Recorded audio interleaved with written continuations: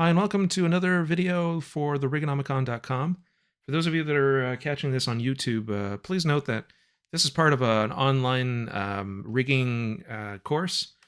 Even though I teach this in real life and I'm building the web page for that course, it's still useful to anybody who just wants to learn some things about rigging.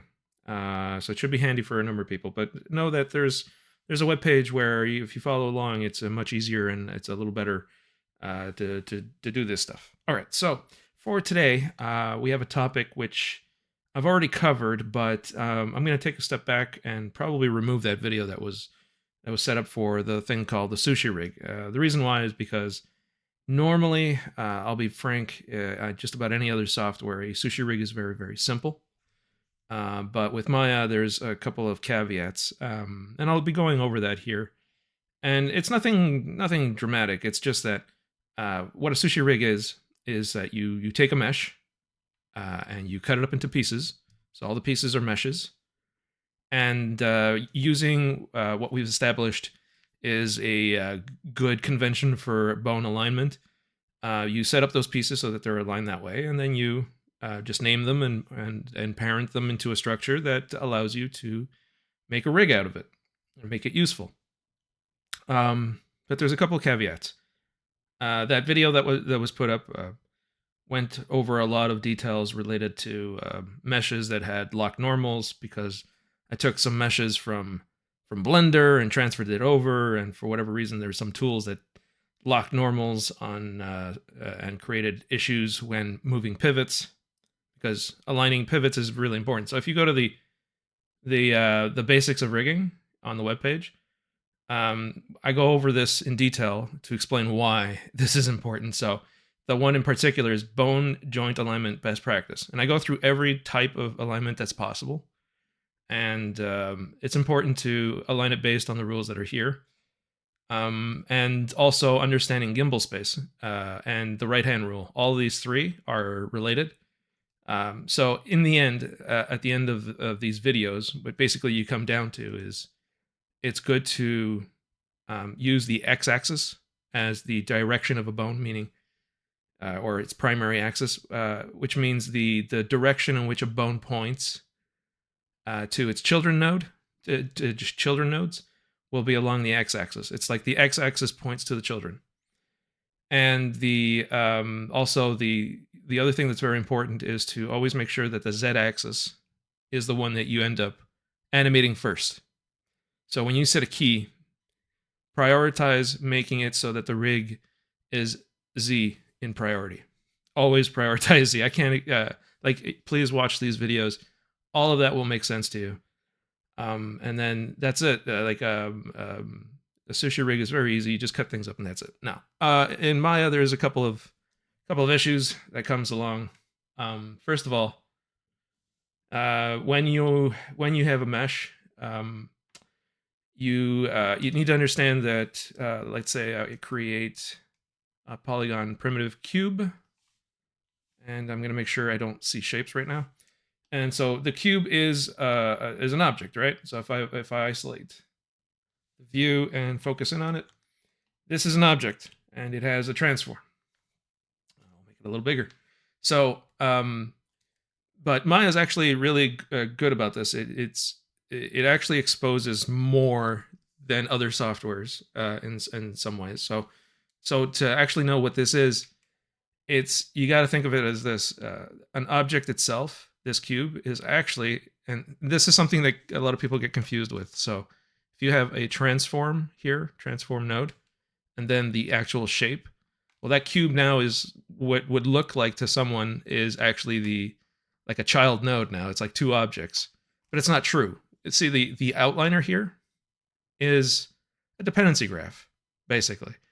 It's showing you what things are dependent on what. So yes, an object that is a child of another object is dependent. So if I were to hide the shapes again, we're back to just having a cube. If I make a duplicate of this cube and then select it and then parent it, now you have two cubes and this one's child of this one.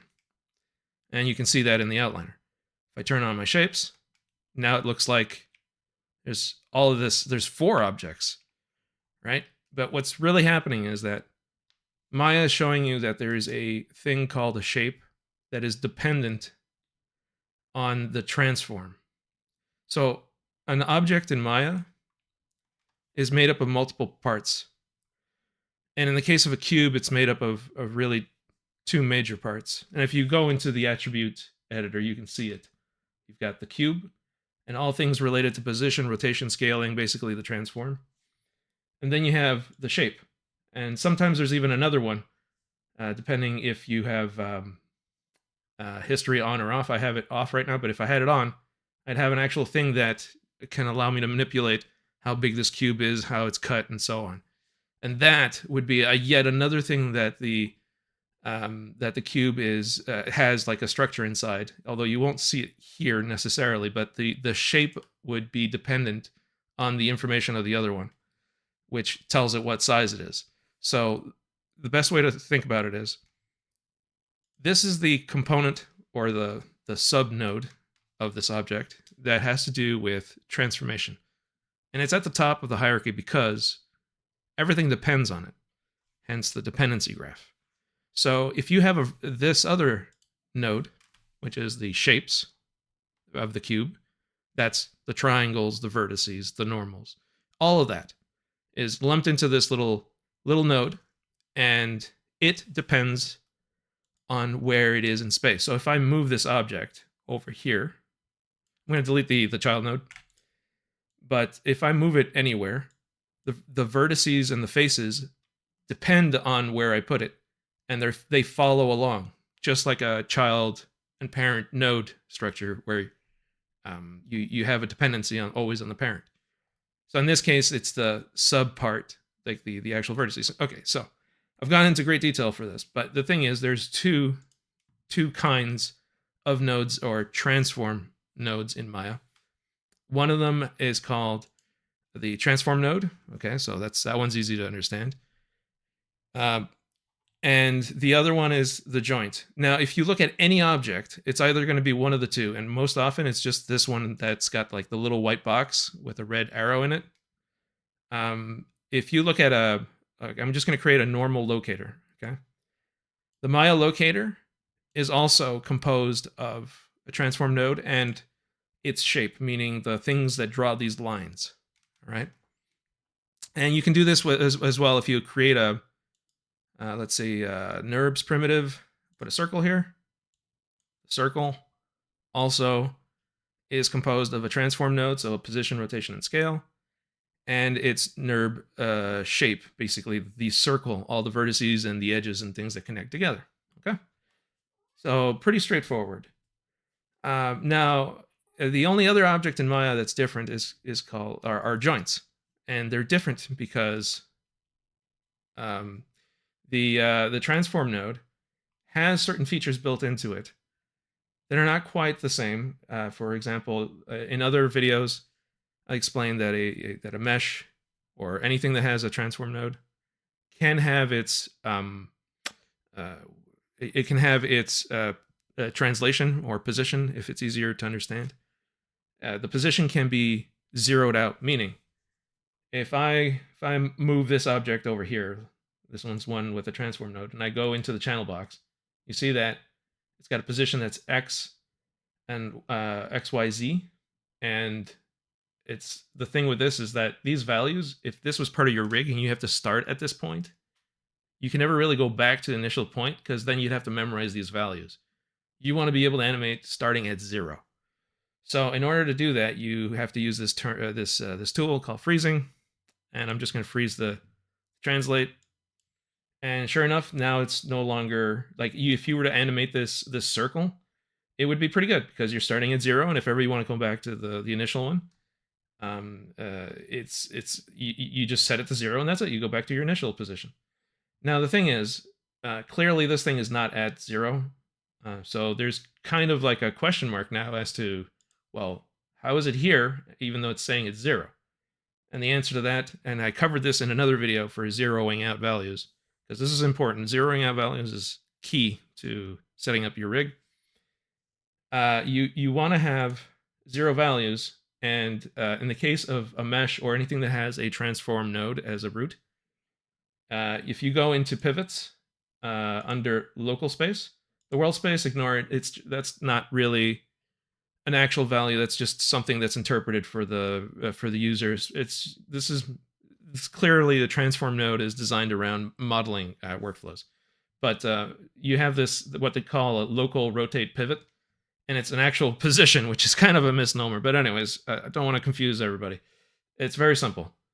If you have a mesh, locator, or anything that has a transform as a root node, or that deals with the transform node to be able to tell it where it is in position, rotation, and scale, you can zero out the position values. Basically, the translate XYZ can be zeroed out.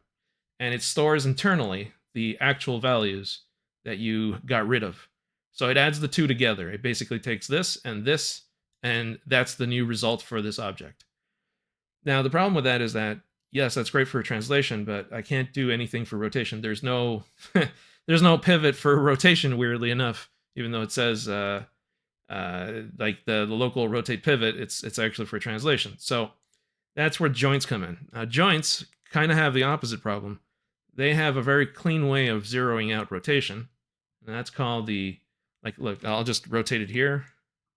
So now we have some junk numbers, and that's not good.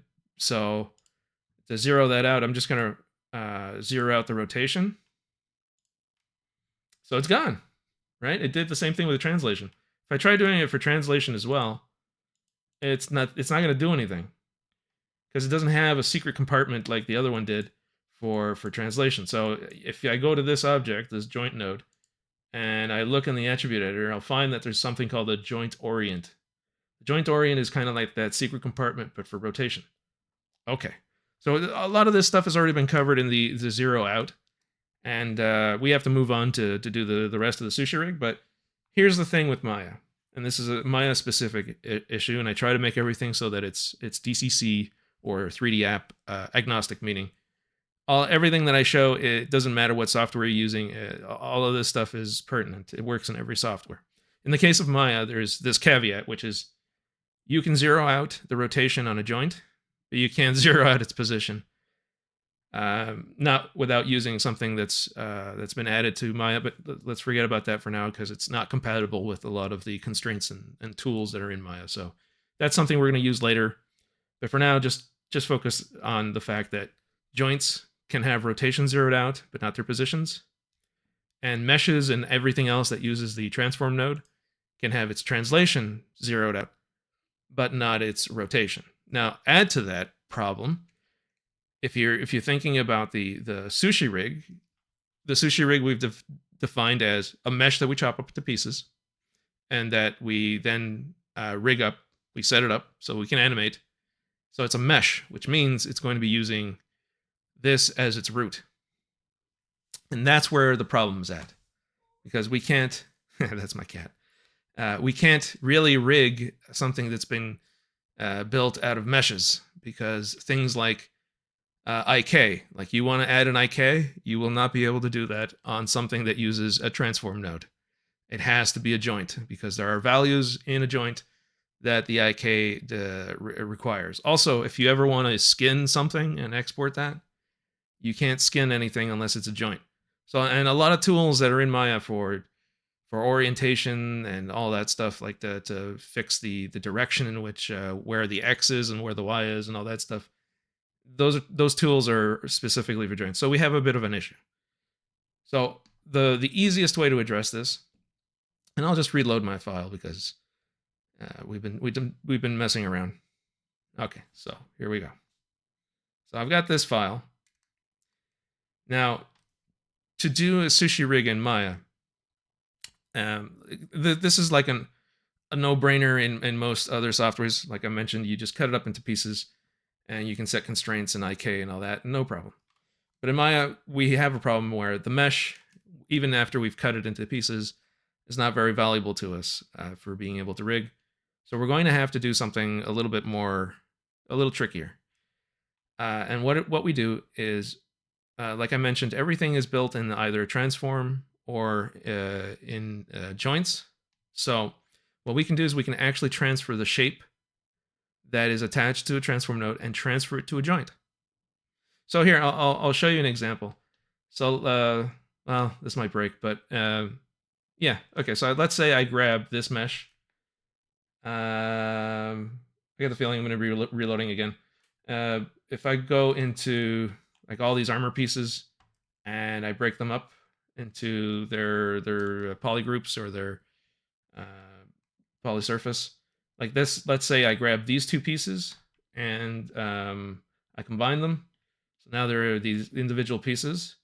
It's one solid piece for the whole upper arm, and let's say I want to add it to this. Then if you look at this mesh and you open it up, you'll see the transform node is there. So that's the thing we don't want. But we do want the shape itself, which is the vertices and so on. We want to attach it to this joint over here. So I'm going to just grab this. I'm going to press F to get to it quickly. So I want to transfer it to that. So in Maya, like most DCCs, there's a lot of features built into this into the DCC, but there's no UI for it. So if you're interested, there's a command called parent. Go figure. The parenting command also can parent subcomponents of an object. In this case, the shape can be pulled out from one object and put into another object. So I'm just going to select this shape, and then I'm going to select the this joint, and I'm going to transfer it from one to the other. Now, if I were to do that with the set relative command, whatever, like I won't go into too much detail. It would probably go off somewhere else. So I've made it easier for everybody by creating a couple of scripts. So if you go into the script section of the Rigonomicon, I've already put a whole bunch of tools that allow you to use that function that they put into Maya. That does not have a UI for it. So a real quick tip here: no software is perfect. So this whole DCC war, if this one's better than the other one, as far as I'm concerned, none of them are. There's no king of softwares. Each one of them has had their issues. It's just at this point, it's just how much support they're getting from their communities or their vendors. So over here, I've created a whole bunch of scripts that help us basically fill the holes in Maya so that we can actually do some rigging that's like makes our life a lot easier. So in this case over here, if you look at this one, parent mesh shape, I'm going to go to parent mesh shape. You can just copy this, go into Maya and just run it. So I'm going to do that for this one just because I want to show how you would do this. So what I'm going to do is I'm going to open up the script editor. You can do that simply by pressing the little semicolon inside a box here at the bottom. And what you want to do is, like I have a whole bunch of them because I really shouldn't be doing this, but you just create and I'm going to make it worse now. I'm going to add another Python tab, and I'm just going to paste what we brought from that page. I'm just going to look at it real quick. Make sure your PyMel is working. You can do that just by simply selecting this and pressing enter on the keypad. And if you get an error when you do that, it's not installed properly. You should go online and check how to install PyMel correctly into Maya, which is no longer an easy thing because they removed it from the installer as of 2024. So I'm going to bring back that selection in that order. So what I did is all I did was I selected the shape itself and this joint, and I'm just going to run the whole thing. Now what you're going to find is in order to select this joint, all I have to do is select the visual component of it, and now they are one and the same. Like this is now that piece, and this is perfect for a sushi rig in Maya because we're still going to have a rig based on the mesh. This is still a mesh. It's just that its root node is no longer that object that we had before. It's no longer a transform node as its root. It is this joint specifically. So one of the cleanest ways to set up a sushi rig inside of Maya would be to create the joints the way that's been covered extensively in all the other videos. and then basically cut it up into pieces and then just attach them.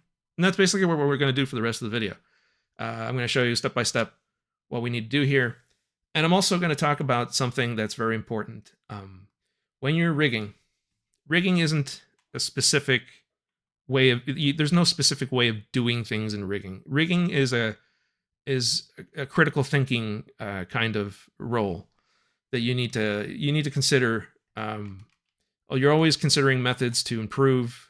You're always considering, like if I'm doing something a certain way, maybe there's a better way, and so on. So in the case of what I'm doing here, because this mesh fits one of our characters that I worked on in another place, I figured I'd save some time by bringing in a skeleton that had already been put together with all the proper naming and everything. So if you look here, all I did is I basically imported an Unreal skeleton and brought it here, and it matches this pose. And this actually, this should match the pose from the default mannequin from Unreal. So if you wanted to, you could bring in the Unreal Mannequin with the skeleton with all of its joints, and then simply move the joints so that it fits your character. That's one way of doing it as well. But what I've done here is I've just brought it in, and here's the thing. If you do stuff like that, it might come with a cost that could end up making you have to redo everything. So in this case, and this is why I did it, because I want to show what kind of things, if you end up with shortcuts that cause you trouble, this is the kind of trouble that you can find yourself in. And one of our golden rules on the webpage, if you go to the golden rules are kind of like a compressed version of all the things we've been learning through the basics of rigging. And they get compressed into these little things, and one of them is so very clear: no scaling. Just avoid it, because you're going to cause a lot of issues. When you have scaling's not a problem when you have a mesh that isn't parented to anything, but if it's part of a hierarchy, like I showed videos where I basically blew up cubes. They just blew up into weird shapes, just because they had scaling, and you should watch those videos. But here, basically, I'm bringing in a skeleton that had two problems. And if I just click on the node at the top, which got created when I imported, and I go into this section here, you're going to see that the rotate X value is set to -90. No, that's not a gimbal thing. That rotate X specifically is a Y up thing. So because Maya is Y up and Unreal is Z up, it has to do an X rotation. Like if you were to grab this and zero it out, you'll see what I mean. Just bring that, I'm just going to bring this to 0. And just looking at the skeleton, you'll see that the character is pointing if I look at the world, it's very tiny on my screen. Hopefully you can see that. But the Z axis is pointing in that direction, because in another system, in Unreal, the Z is up. And that's how we fix that problem. It's something I've seen for many years. So that came in with the import, so that's not good. And then you have another problem where there was a scaling issue. The skeleton actually came with a scaling because it was too big, and then it got scaled down. And even with the FBX import, that's all it did. It just put this value on a transform node beforehand. It didn't do a good job of cleaning this up. So you're probably thinking, well, who cares, right? Well, first of all, you have scaling introduced on the root node, so you're going to get some weird stuff like this. So let's say I just grab this arm, and I press Shift P to unparent it. And you're going to notice now that anything that I unparent from this structure, it will include a transform node. It'll just keep adding it transform nodes, because it's trying to maintain its world result. And in order to do that, it needs to always keep adding something that has information about scaling. And that's really a problem, right? So no matter how, like if you grab all of these objects and you do Shift P, they're all going to come with transforms. It's going to get messy real fast. This is not how you want to be working. Okay, so we're going to need to clean that up.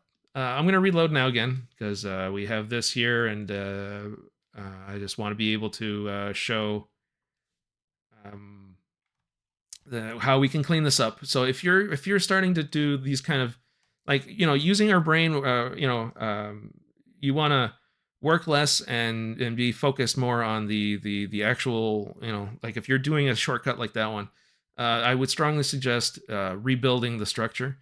Now, sure enough, if you look in the scripts, you're going to find something called reconstruct hierarchy as clean joints. So if you come down here, you can copy it again, and you can just run it like we did before. Or in this case, I've already started to create my own shelf here, so that helps us. So we don't do the copy pasting thing and have a million tabs. We can actually put them in buttons, and this will become available as part of another package called the bacon strip rig. Bacon strip means to, you're thinking probably of what these icons are, which is a strip of bacon. But bacon strip means to bake and strip, meaning at any moment you can remove the rig, you strip it, and you can bake the values that were there before. And this kind of functionality is great for animation retargeting and so on. So the bacon strip rig is designed so that you can quickly change the rig on the fly to your needs. So you can bring in mocap, you can bring in animation from another character that's completely different size, and you can transfer that animation safely and then have another button that reconstructs the rig quickly and adapts to the animation that came in. Anyways, long story, that is a Maya specific tool at the moment that I'm building that is optimized for, so I'm using C++ to build the plugins, and I'm using Python to make the buttons. But at the end of the day, you have an optimized rig, and that will be available thanks to the to GPU acceleration and multi-threading in Maya, and some advancements in Maya that even the people at Autodesk aren't even using or have adapted their tools to take advantage of. So it'll give you some new options, and it's free, of course. I wouldn't be a good rigger if it wasn't free. Anyways, so that will be available soon. In the meantime, if you're seeing this and that's not available, just do it like I just did. You go into the web page, you copy, you paste it, you run it. Always using the enter key on the numpad. Okay, so in this case, I want to clean it up now. I'm going to run that script.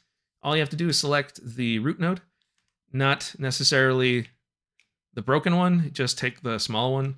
I mean the pelvis with it's small because it's been scaled, but we want to get rid of this transform. And if you even tried that, like if I just press Shift P here, all you're doing is it's going to create a new one, and you're never gonna get out of that. So just click on the pelvis, and then under cleaning, I have a feature called reconstruct hierarchy. Select the root. You do that, and at this point now, the old hierarchy has been called old. It's been renamed. We can really just delete it, and all the stuff that was there. Now we have this clean hierarchy named exactly the same, and all it did was create a joint at the exact same place with the exact same orientation and the same naming, and it reconstructed everything. Now, in the case of the visuals, we should spend a little time fixing this up. So, for example, if I grab the hand all the way to the thumb, and I go to its radius over here in the channel box, I can set it to, I don't know, 0.1, 0.2, 0.1 was good. And now you have something that is visually making sense here. You can do the same thing on the other side. So if I select this and put that to 0.1, fixed it up, I would start doing some things like maybe I would grab the pelvis and go into the attribute editor because that feature is not available in the channel box. And then I'd say the drawing style, set it to multi-child as box. Maybe I change some of the how big the shapes are. Maybe this one doesn't have to show the link to the child node, so I would set that one to just a joint. The naming for this is kind of sucks because this is actually joint, this is actually bone, but the naming isn't correct because the whole point of a joint is that it joins things, and that a bone is just a mass of space. So anyways, the bad naming, but whatever. So maybe you want to do that, change its visual. Maybe we'll add a circle and then attach the circles visual to this thing and make this. Here, we'll do it right now. I'll create a NURB, a big old circle.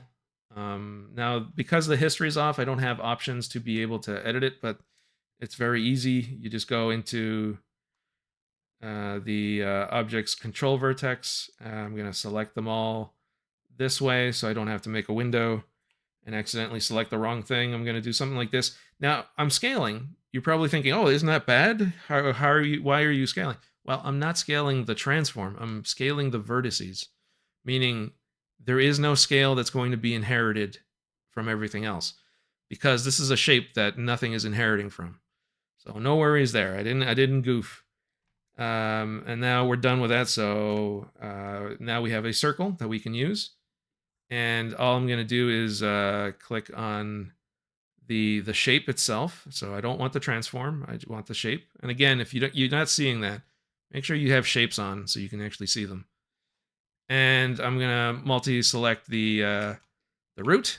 And then I'm going to go, if you want to, you can go to the top here and say, I want to parent the NURB shape. And it's going to bring you to this. Again, you just press this nifty little button here. It copies everything that was there. You'll see it's not a lot. Doesn't need a lot. And then you would run it here. If not, you can also just go to shapes here and you go parent NURB shape. Boom, done. So now when I select this, I'm selecting the root.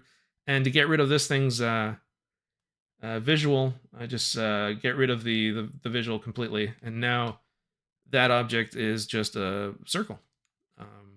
Nice and easy. So the root node is now a circle. And now I would, do some work to clean up.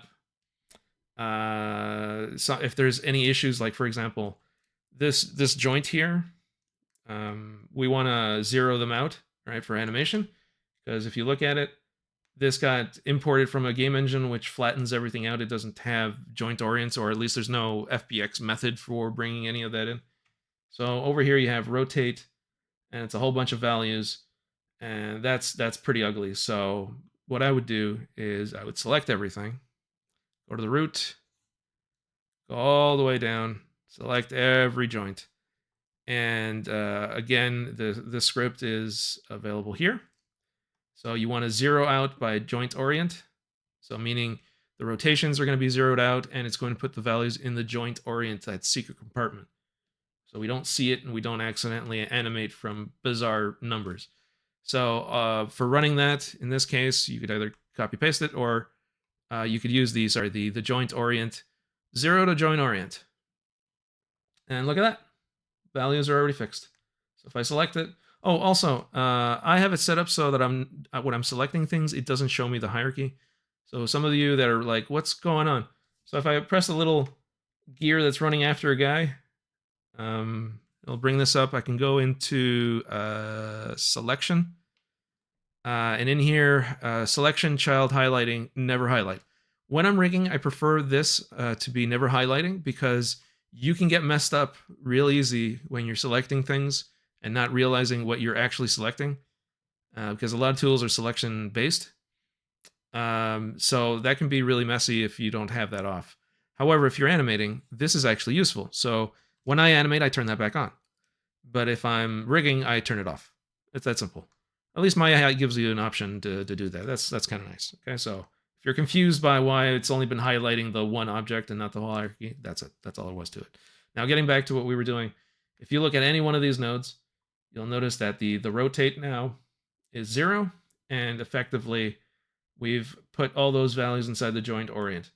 Now, you could have used the Maya tool so if you select this and you go into the freeze, even though there's a joint orient there, it wasn't until very recently that I discovered that doing that can really mess things up. So you actually want to do is freeze the rotation.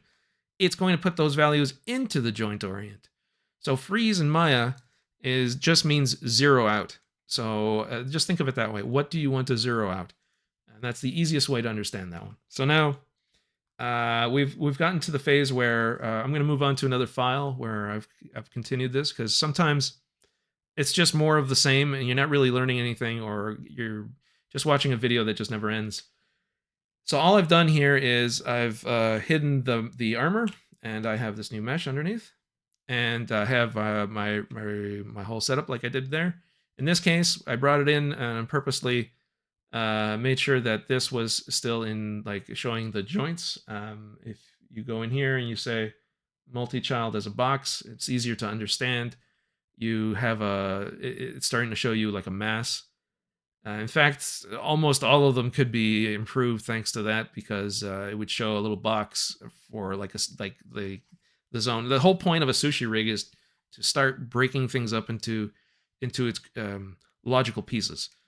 So now that we're at that stage where we've got the skeleton figured out, in other softwares and in the previous video, this work was done on the pieces that we cut. So we would cut the piece and then we would set the values. But in the case of Maya, it's best to build the joints and then attach the visual components to those joints. And so that now what we're going to do is we're going to cut up this mesh into logical pieces. And this is the key moment of a sushi rig, which this is the value that it brings to you. This is the thing that you're learning from here. So after all of that stuff that we talked about, and there's lots of things that we touched upon, right now this whole exercise is really a question of starting to say which one of these faces belongs to, let's say, this joint here that represents this mass. It's just like life drawing. When you're doing a life drawing thing, you're thinking about mass, and you're doing hard lines into places where there's overlap, right?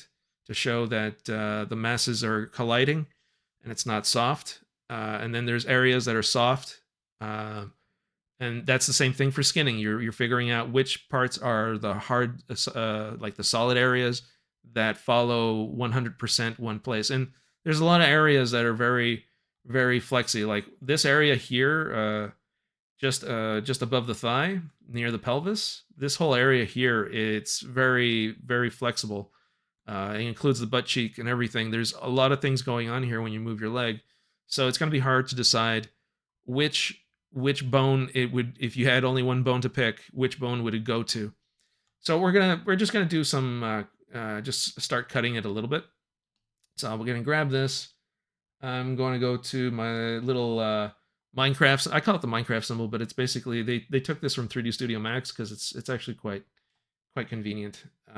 So if I go to edge mode, and let's say I don't know, I want to cut the wrist. So first thing I would do is probably set myself to symmetry object, and this is a good world case scenario, like a real world scenario, because this mesh was actually kind of, well, not entirely, but this mesh at its core was used in a game.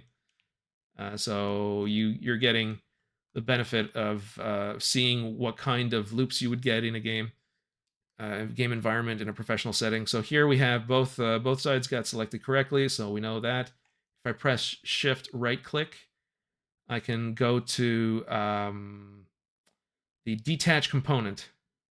And by doing that, now if I want to test to see if that worked, if I double click on the hand, it's going to tell me that this mesh, all of this is welded together, and that cut that I made with the edge is effectively working. So the exercise, this is a key moment. So what you have to do is kind of sit there and go through the whole mesh and go through each body part and consider how you would cut things. And this is an important moment where you really need to sit back and think, okay, if I only have one bone to attach to, so for let's say for the neck, I could cut it around here, and that could work, but then like this area is kind of busted. That's not the worst. I would probably go lower for the neck for this part. And then for the head, here's a neat little trick if you want to. Instead of doing things by edge loops, if they're giving you trouble, something that I appreciate from Maya is if I do this type of thing and then use this brush, I can remove from the selection. You don't want the Adam's apple, so it would be something like this. And you do the best you can to find what you think would be the line at the head. Because I have mirroring on, should be doing the same thing on the other side. Nice and easy. Here we go, remove those guys. So you could say, well, how about this? I'd probably go a little higher, actually. So, and all you need to do is shift right click, and you have a, it's in a different place, detach components. And now, if you were to deselect everything and double click on the head to make sure that it is a all by itself now, because if you were to do this, it's detachable, it's no longer attached. And that would be the mesh that we would transfer to the head. Now, if you look at the other thing that I have hidden underneath, this is the reason why I chose this, is because the armor pieces is an easy way to break it up logically. It's not complicated. So it's the underneath part that is the more complicated part to break apart. But both parts are important to think about, and it's this is good for visualization. So I'm going to move on to the next. I imagine I just kept going, and I'm just going to open step 3. So here I've cut it up into pieces, and yes, I use the script to change the wire color so I can see all the pieces. It randomized everything. It's also in the on the webpage, but that's just purely for being able to understand what we have here. So these kind of pieces are important. You want to make sure your torso is a solid mass, where your sternum is, because we do not have a chest that is a Pac-Man. This is solid mass. You cannot bend your rib cage. So this is, there's going to be some understanding of anatomy here that comes in. So for the clavicle, for example, I'm going to use this kind of area for the clavicle. Is this the best I could have cut? No, there's probably better ways of cutting this. But for this exercise, there's going to be a lot of triangles and or faces that I can't really pick a perfect place because it's going to be affected by more than one bone. But if I had to pick one, this is okay. So if yours doesn't look exactly like what I'm doing here, that's okay. So here you have pretty much everything cut up into pieces. And now all we'd have to do is take the Stormtrooper as well and cut him up into pieces. And I'll show you how we would attach these pieces together. So let's say I grab, just like I did last time, I grab everything using the 3D Studio Max stuff that's been integrated into Maya, and they have like a little Minecraft symbol. It looks like the Minecraft the place where you build stuff, and then the little hammer. So now all I'm going to do is I'm going to turn off the symmetry, and if I look at objects, oh, I didn't do the, so I just do this and then go separate. That's cool. Now I can select pieces.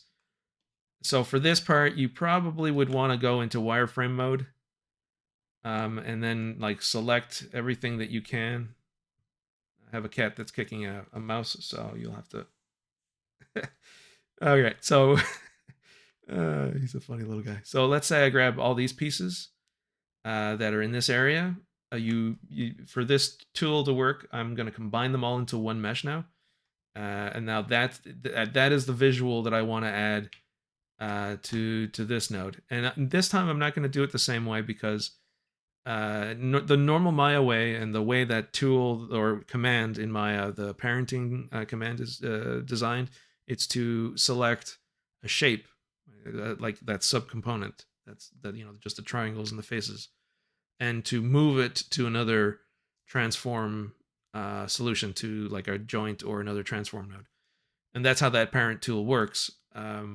But in this case, that would take a long time if I had to do all of these pieces. So what I did is I changed, I made a new script, slightly different, that allows you to kind of do a back and forth selection and makes the whole thing a lot easier. So here, I'll show you what I mean. I'll just grab all of these objects here.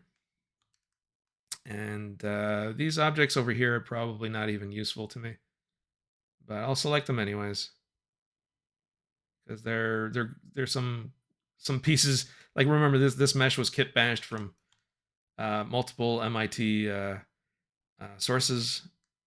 So all of these pieces, you want them combined. And this piece, for example, would be attached to the one that's the hand. So if I get out of wireframe mode, you'll see what I mean. So this is the hand. This is the armor piece. Let me focus on it so you can see it. This and this. So we want to combine those two because they will be the palm of the hand. So combine them.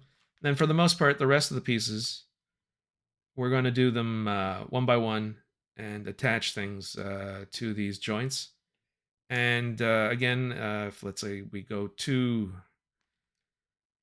the page where, let's see here, if I go to the top, you're going to notice that I have a slight naming convention here that is important. You'll notice that when I go parent mesh shape, that is basically the concept of the shape. And you have parent shape. So if you have something like a locator, for example, this is what you use. If you want to transfer the mesh shape, you use this one. And the NURB shape is this one. But the new one that I made is called parent mesh. So basically, it allows you just to select the whole object, not its shape, and then multi-select the joint, and then press a button, and it sends it to one to the other. But it has the bonus of being based on the selection order. Here, I'll explain. So if I do this, if I grab this mesh and I say I want you to go to that joint, you don't have to stop there. You go to the next one. You do the same thing in that order. Doing this is way faster than doing it the other way, where you have to go to the shape and then the joint, and then you press the button. So I go like this, and then this, this, and then this. Here we go. It won't take very long with this method. Hopefully I haven't accidentally selected things in the wrong order. Because I generally do not edit my videos, which is kind of... it's important to keep the mistakes, because that way you learn. If I make it perfect all the time, you don't learn anything. It's good to see the problems I hit as I was making stuff. So let's say I've selected all this in the right order. Hopefully I did it right. If I go to shape here and I use the one that says parent mesh, it should now make it so that when I select,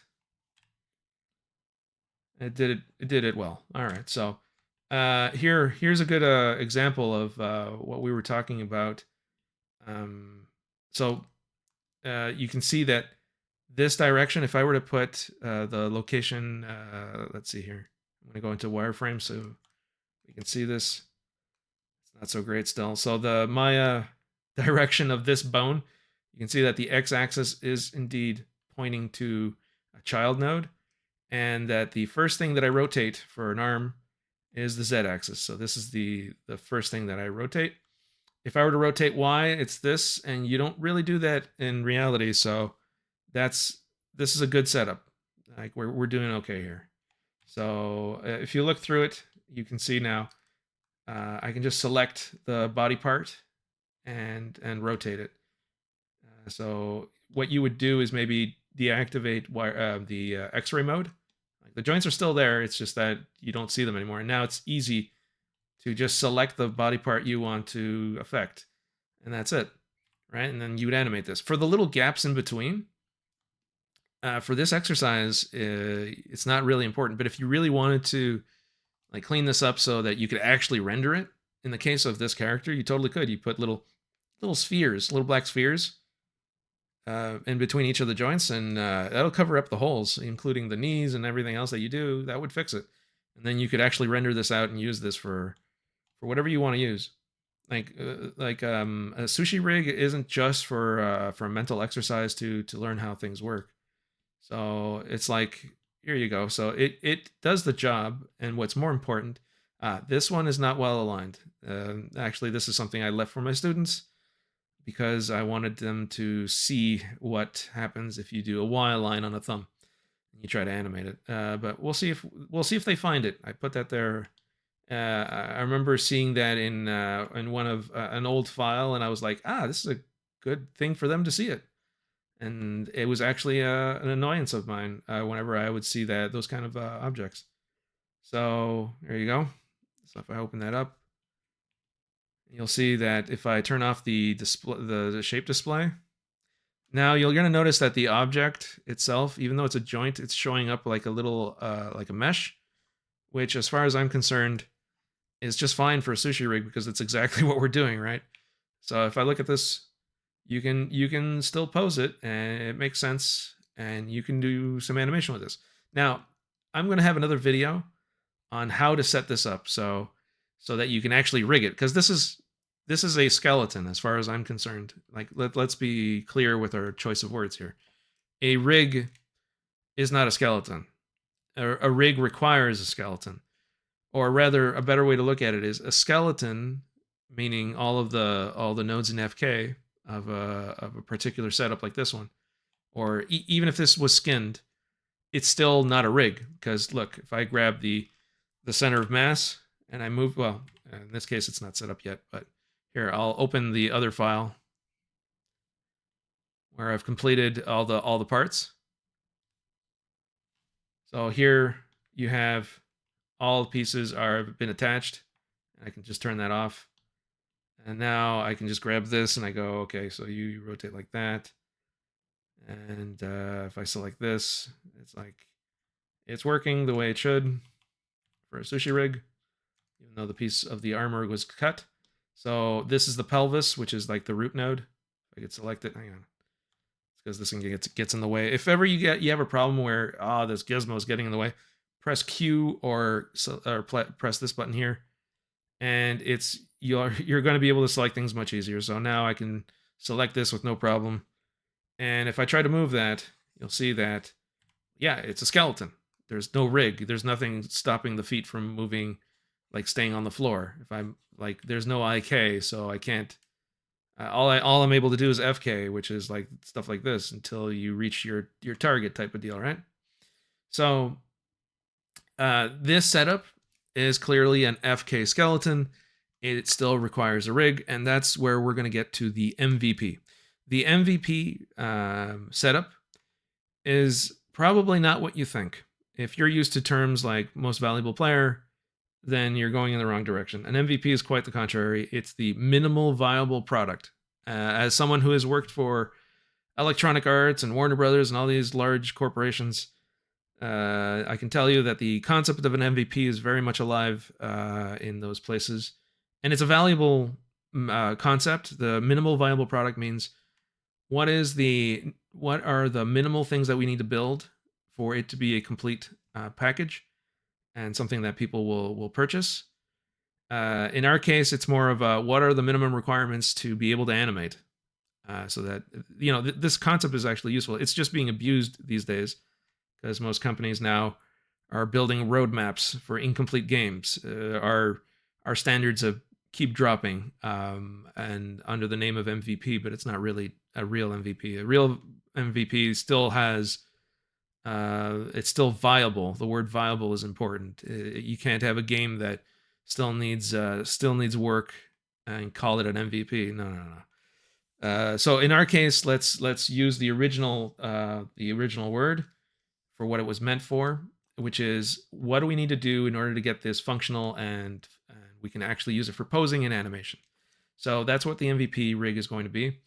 I can go into the individual rig components of an MVP rig. In that video, I'll explain the process of actually going from looking at this and saying, okay, I can't really do anything with this other than pose it like a figurine. This is like an action figure that I bought, and now I have to figure out how to make it stand and so on. This is not how we animate necessarily. This is something that maybe you'd have to do in stop motion, but even then you have the physicality of it, so you wouldn't have the same issues that you know how difficult this is to pose. But or at least now we have something that's easy to select, easy to pose. Now we just need to build the rest of the rig, and that's what we're going to do in the MVP. Like, remember, the MVP is going to be just the starting point. It's just going to be what we need to do as a base. Then we're going to build more rigs and more things as we go. So I think that covers what a sushi rig is very clearly. And it's a best practice for Maya, I think, by using this video as a reference. Creating those joints, if you do what I did, where I tried to save some time, like you could do it by bringing in the Unreal Mannequin and just moving the joints to where you think it should be, and then joint orient constraint, joint orient freezing. You could do that. You could also just create the joints, align them correctly, and just place them and name them and do the hierarchy. It comes out to the same. You may be actually going faster by doing it that way, and using the tools that I explained for how to mirror and so on. Please have a look at the other videos that explain how to do a mirroring of joints, so that one side allows you to do this kind of thing, where you go select this one, and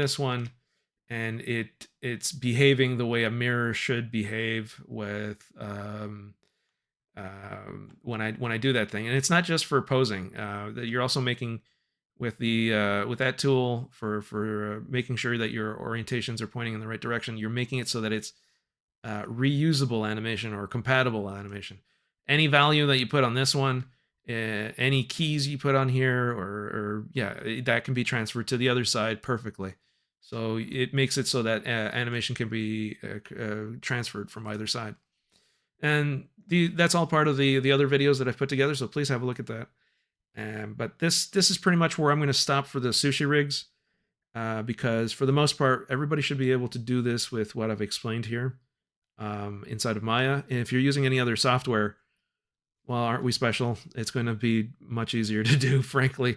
You just cut up the mesh and Bob's your uncle. But and just make sure you're aligned and you're following the same rules. Everybody has to follow the same rules, or else you're going to get into scenarios where your animation is you can't even recover it.